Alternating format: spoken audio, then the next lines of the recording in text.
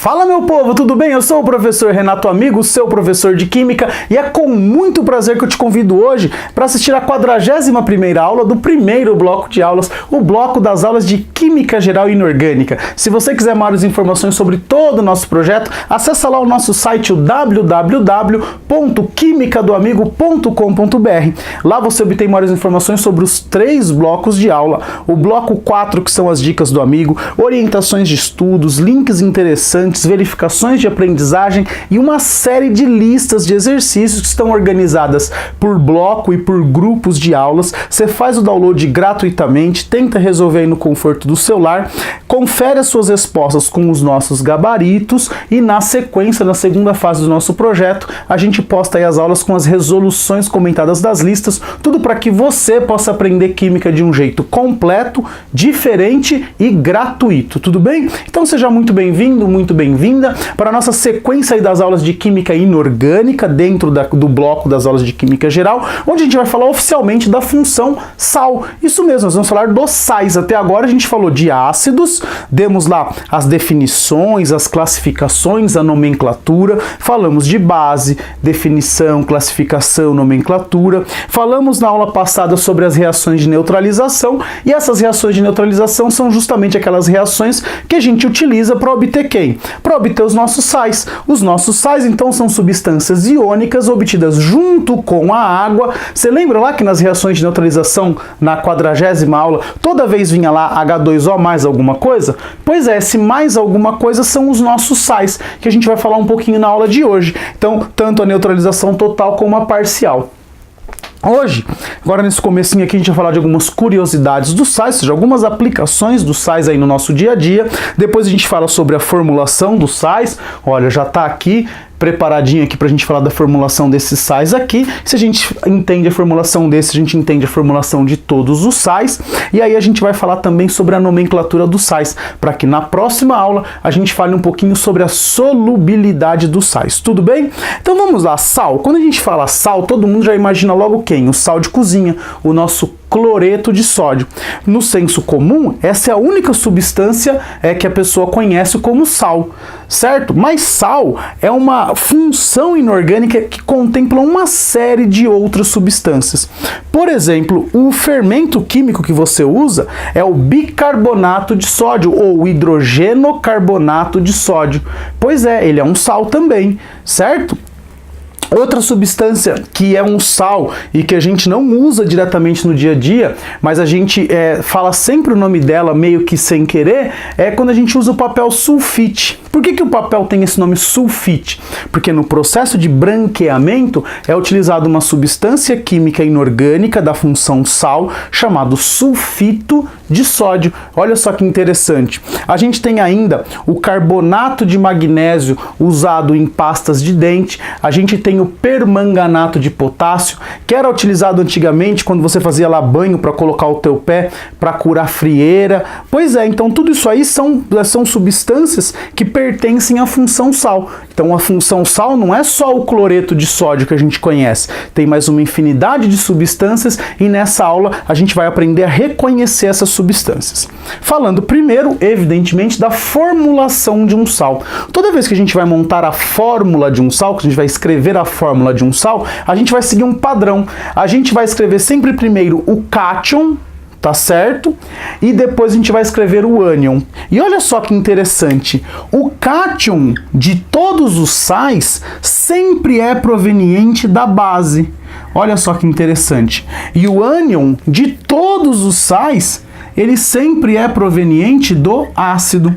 Então, eu posso, olhando para a fórmula desse sal, eu posso saber quais foram o ácido, qual foi o ácido e qual foi a base que foram utilizados na produção desse sal. Por exemplo, aqui para produzir o NaCl, eu usei uma base que é o NaOH, e eu usei um ácido que era o HCl. Olha só que interessante. Então, toda vez que eu olhar para a fórmula de um sal agora, eu já sei dizer qual foi o ácido e qual foi a base que deram origem a esse sal. Lembra que o sal é produzido, é obtido a partir de uma reação de neutralização entre um ácido e uma base? Olha só que tranquilo. Vamos ver agora aqui, ó, o KHCO3. Olha só, quem que é o nosso cátion? O nosso cátion é o K.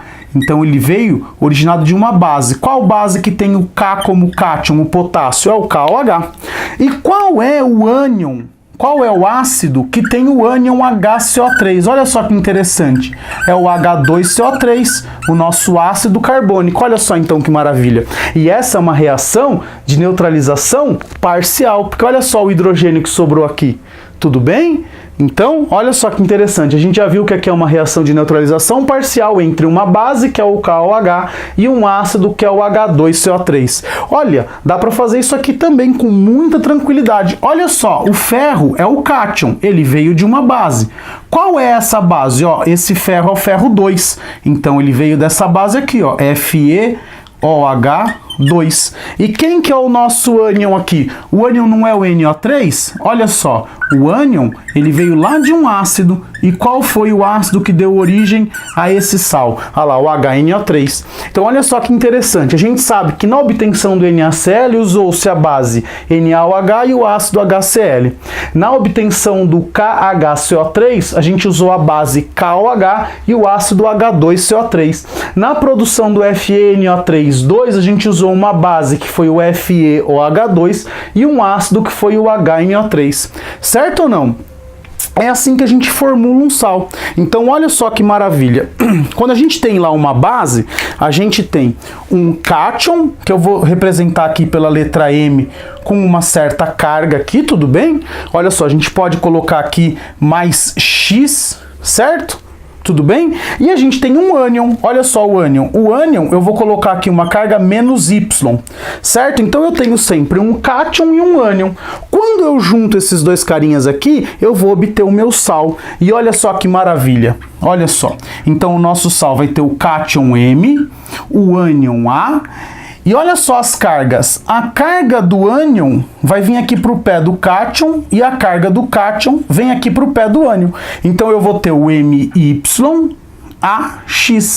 Olha só que maravilha. Essa é a formulação de qualquer sal da química inorgânica. Então a gente tem um cátion que tem uma carga X, um ânion que tem uma carga Y. Na formulação do nosso sal, a carga do ânion vai aqui para o pé do cátion e a carga do cátion vai aqui para o pé do ânion. Lembrando que se X e Y forem simplificáveis, você vai simplificar. Tudo bem? Uma vez que um composto iônico, a gente não tem uma fórmula, a gente tem só a proporção entre o cátion e o ânion, uma vez que seria impossível determinar a quantidade certinha que eu tenho, por exemplo, de Na+ e de Cl- num retículo cristalino. Certo ou não? Maravilha? Então, aproveita aí para copiar essa parte da lousa e a gente já volta para falar sobre a nomenclatura dos sais.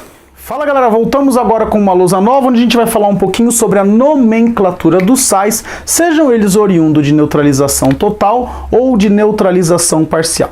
E para a gente dar esse nome, a gente vai usar sempre um esquema.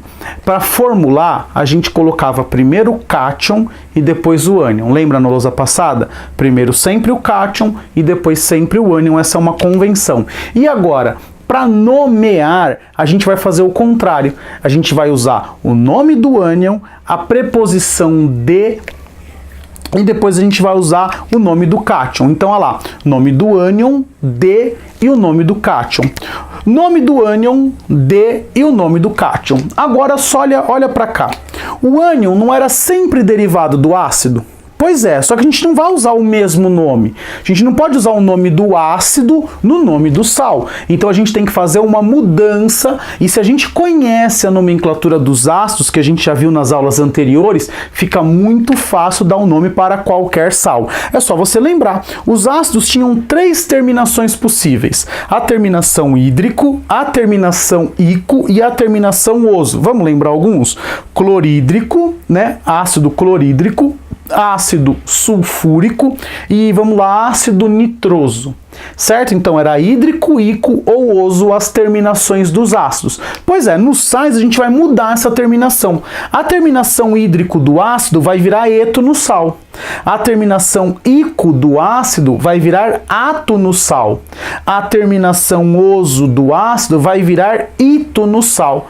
Ah, professor, tem algum jeito de memorizar isso mais fácil? Assim, eu não sei se isso é mais fácil, pode ser que não seja aplicável para você, mas algumas pessoas gostam de decorar essa frasezinha aqui, ó. Mosquito teimoso, então o ito vira oso, o ito vira oso e o oso vira ito. Te mato, te pico, o ato vira ico, o ato, ico, ico, ato. Te meto no vídrico. Então, ao invés de meter no vidro, você mete no vídrico. Não tem muito sentido, mas traz todas essas flexões em uma frase que, se você lembrar, escrever lá no cantinho da tua prova, você consegue fazer essa relação de forma bem tranquila. Mas se você não quiser lembrar disso aqui, ó, lembra daqui. Certo ou não? Ou então, você pode fazer o quê? Você pode memorizar alguns principais. Ora, se você sabe os principais, automaticamente você sabe todos os outros, tudo bem? Então, olha lá, na nomenclatura a gente vai usar nome do ânion, nome do cátion. O nome do cátion é invariável, do mesmo cátion que vem lá da base do hidróxido de sódio, hidróxido de ferro 2, sei o que lá de cobre 2, cobre mais, cobre 1, cuproso, cúprico. É a mesma coisa, veio lá da base, você já joga na nomenclatura direto. Agora, o ácido vai ter que sofrer uma mudança. Então, se o ácido terminava em hídrico, o ânion vai terminar em eto. Se o ácido terminava em ico, no sal vai terminar em ato. Se o ácido terminava em oso, no sal vai terminar em ito. Vamos praticar. Aqui eu coloquei 5 sais.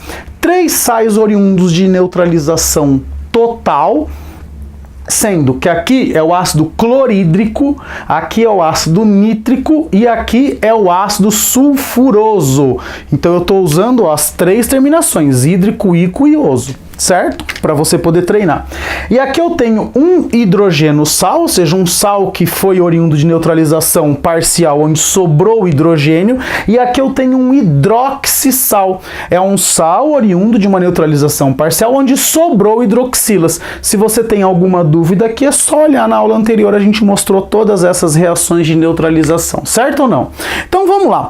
Como é que seria, qual é o ácido que deu origem a este sal aqui? Ora, você sabe que o ácido que deu origem a este sal foi o ácido clorídrico. Então, olha lá, clorídrico. O ácido que deu origem a este sal foi o ácido nítrico. De novo, se você tem dúvida com relação à nomenclatura de ácidos, dá um pausa aqui, volta lá na aula de nomenclatura de ácidos e tire todas as suas dúvidas. Esse aqui, ó, veio do ácido sulfuroso, sulfuroso. Aqui, ó, veio do ácido carbônico, certo ou não? Ó, ácido carbônico. E aqui, ó, veio do ácido sulfúrico. Olha só, o ácido sulfúrico. Certo? Vamos trabalhar então com essas 3 ideias aqui para que fique claro para vocês. Vamos lá, o nome do sal não é lá, o nome do ânion deu o nome do cátion? Então vamos lá, o hídrico, a gente não viu que vai virar eto? Então olha só o nome desse sal. Ao invés de clorídrico vai ser o que, ó? Cloreto, olha só, o hídrico virando eto. Cloreto de, aí a base que deu origem aqui foi a base hidróxido de sódio, então aqui a gente vai ter o cloreto de sódio, ou mais conhecido como o nosso famoso sal de cozinha, certo ou não?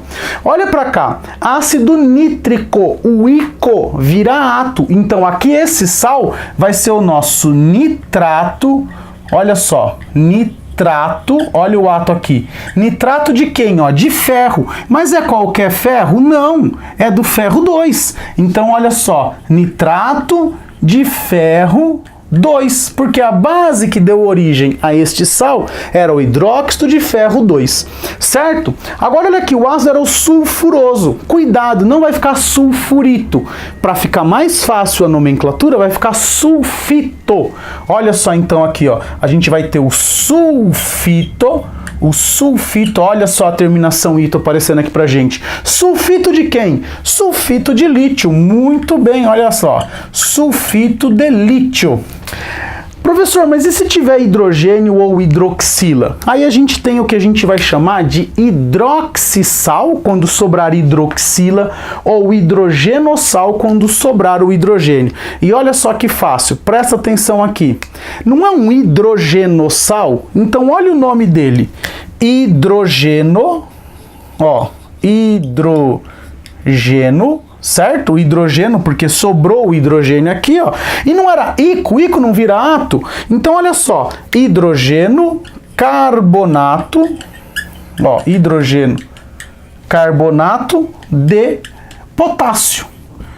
Poxa vida, mas que é isso mesmo, ó, bem tranquilo. Hidrogênio carbonato de potássio ou bicarbonato de potássio ou carbonato ácido de potássio. Você pode usar tanto uma como outra forma de nomenclatura, tudo bem? Então, olha lá, hidrogênio carbonato de potássio. A gente pode usar também o prefixo bi, bicarbonato. E esse prefixo bi eu uso quando o ácido de origem é um diácido. Lembra de ácido, dois hidrogênios ionizáveis? Então posso usar hidrogênio carbonato, hidrogênio sulfato ou bicarbonato, bisulfato, certo ou não? Sempre que o ácido de origem tiver dois hidrogênios ionizáveis, você pode usar essa terminação, esse início bi ao invés do hidrogênio, tudo bem? Mas vai com hidrogênio, que é o nome mais aceito pela IUPAC. E agora olha para cá, não pode ser mais hidrogênio. Aqui vai ser o hidroxi, tudo bem? Olha só, esse vai ser o hidroxi. Olha aqui, ó. Hidroxi. Como é o nome disso aqui? Sulfúrico. Do mesmo aqui, ó. Sulfuroso virou sulfito. Sulfúrico, ico, vira ato. Então esse aqui vai ser o sulfato. Olha lá, ó. Olha só que maravilha. Ó, esse vai ser o hidroxi sulfato de alumínio. Hidroxi sulfato de alumínio. Ou sulfato básico de alumínio. Olha só, hidroxisulfato de alumínio ou sulfato básico de alumínio. Esses dois sais, eles são classificados assim, ó. Esse sal é um sal de classificação, olha só. Esse é um sal ácido, porque sobrou hidrogênio na formulação. E esse aqui é um sal, esse é um sal básico, porque sobrou hidroxila na formulação. Tudo bem? Então, olha só. Sal neutro, sal neutro, sal neutro. Isso como classificação, certo? Aqui um sal ácido e aqui um sal básico. Tudo bem?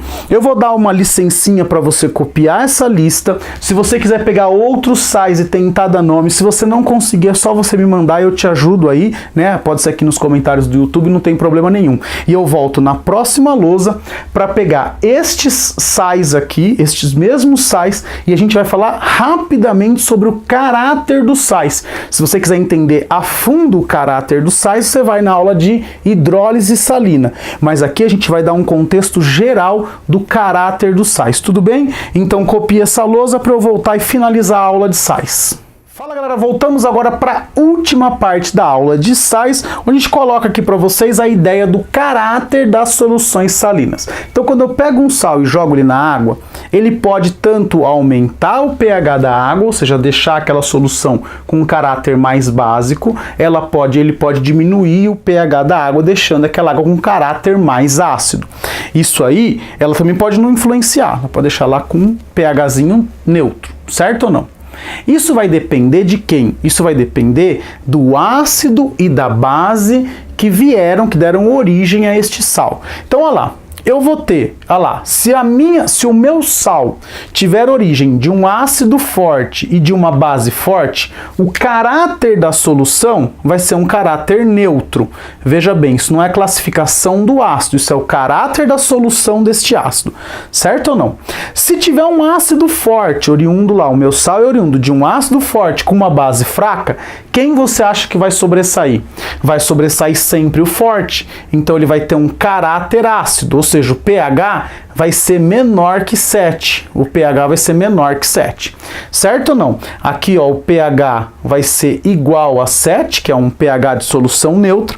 Agora, se o teu sal vier de um ácido fraco com uma base forte, aí com certeza o caráter vai ser básico, certo? E aí como que a gente vai ver o pH? O pH vai ser maior do que 7. Tudo bem? Aí você deve estar se perguntando, e se os dois forem fracos, tanto o ácido como a base? Aí você vai ter um caráter neutro, mas não vai ser 100% neutro, vai ser levemente ácido ou levemente básico. Ou ele vai ser levemente ácido ou levemente básico. Isso vai depender exatamente da força, né, tanto do ácido como da base. O que a gente vai dizer aqui? Que o pH ele vai ser aproximadamente 7. Ele pode ser 6,9 se por um acaso o ácido for menos fraco do que a base, ou ele pode ser lá alguma coisa em torno de 7,1 se a base for menos fraca do que o ácido. Tudo bem? Maravilha? Então olha só, forte com forte neutro, forte ácido, fraca base ácido, fraco ácido, forte a base básico. Se os dois forem fracos, aí você vai ter que analisar, ele vai ser levemente, ele vai tender muito próximo do 7, mas ele pode ser um pouquinho mais tendendo lá para o ácido, um pouquinho mais tendendo para o meio básico. Tudo bem? Vamos tentar ver se você entende isso aqui. Olha só, o NaCl. Qual foi o ácido e qual foi a base que deram origem ao NaCl? Então a base foi o NaOH e o ácido foi o HCl. O NaOH é forte. O HCl também é forte. Então aqui a gente tem um sal com um caráter neutro. Por quê? É oriundo de duas substâncias fortes, tanto o ácido como a base. Olha só o FeNO3,2. A base que deu origem a ele foi o FeOH2, que é uma base fraca. E o ácido que deu origem é o HNO3, que é um ácido forte. Então, quando eu jogar isso aqui na água, o caráter da solução vai ser um caráter ácido. Tudo bem? Por quê? Porque o ácido é forte e a base é fraca. Olha para cá, eu tenho o LiOH, tudo bem? Que é uma base forte, base da família 1, e eu tenho aqui o H2SO3, que é um ácido moderado. Olha só, quem está ganhando aqui, forte ou moderado? Moderado a gente pode chamar de fraco, tudo bem? Ele é bem mais fraco que a base, certo ou não? Então aqui eu tenho a base ganhando. Então aqui, o caráter disso aqui vai ser um caráter básico da solução do Li2SO3. Olha o KHCO3, eu tenho aqui o KOH, que é uma base forte, olha só que maravilha. E eu tenho o H2CO3, que é um ácido fraco. Então o pH aqui, ou seja, o caráter disso aqui, também é um caráter básico. Vamos pensar nesse aqui, a LOH. Então isso aqui veio da base AlOH3, que é uma base fraca. Olha só que maravilha. E o ácido que deu origem a ele foi o H2SO4, que é um ácido forte. Olha só, se o ácido é mais forte, então o caráter da solução aqui, é um caráter ácido. E aí, você dá um pause e tenta fazer o NaCN.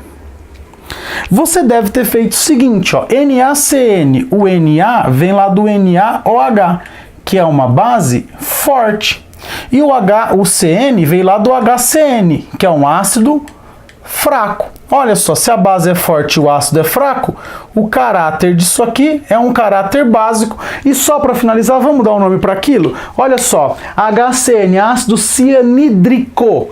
O hídrico, lembra que vira eto? Então esse aqui é o cianeto de sódio, certo? Eu vou dar uma licencinha para que você possa copiar essa lousa e eu volto para dizer que infelizmente mais uma aula aqui no nosso canal chegou ao final, a aula de sais, formulação, nomenclatura, e de brinde aqui a gente ainda trabalhou com vocês o caráter das soluções salinas obtidas a partir da dissolução desse sal em água, certo? Eu espero que você tenha gostado dessa aula, que ela tenha sido útil para você. Agora é só você treinar formulação e nomenclatura dos sais. Qualquer dúvida, deixa aqui nos comentários ou envie um e-mail para mim no quimicadoamigo@gmail.com.